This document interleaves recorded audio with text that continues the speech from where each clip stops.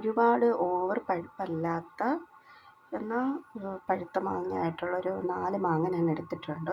ഒരുപാട് വലുതായിട്ടും വലിയ മാങ്ങയല്ല, എന്നാലൊരു മീഡിയം സൈസുള്ള മാങ്ങയാണ് ഇത്. അപ്പോൾ ഞാനിത് അരിഞ്ഞിവിടെ വെച്ചിട്ടുണ്ട്. ഇനി ഇതിൻ്റെ അകത്ത് നമുക്ക് ബാക്കി പൊടികളൊക്കെ ചേർത്ത് കൊടുക്കാം.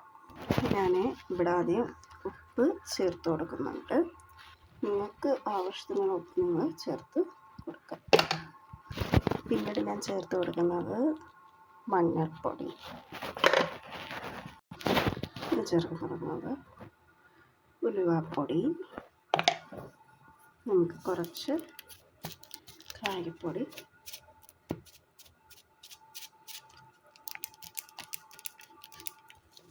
ചേർത്തു.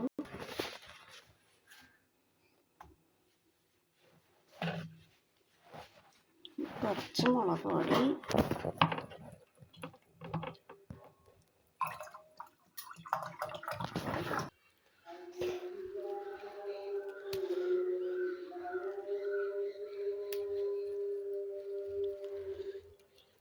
എൻ്റെ കയ്യിലൊടിഞ്ഞു,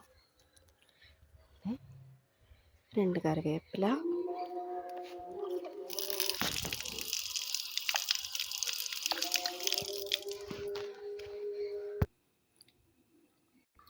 നമുക്ക് വേണ്ട നല്ലെണ്ണ.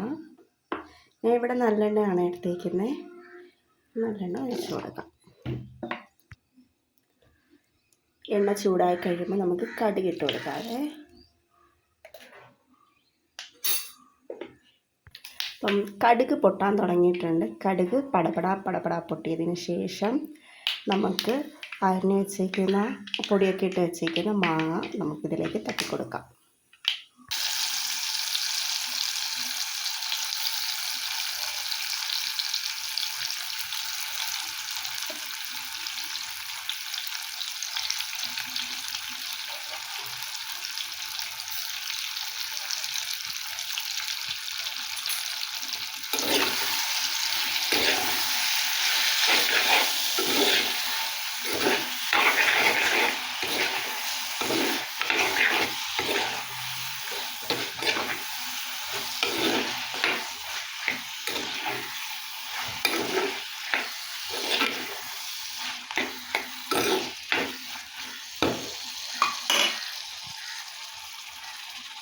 ഞാനിതിൽ കുറച്ച് മുളക് പൊടിയും കൂടി ആഡ് ചെയ്തിട്ടുണ്ട്.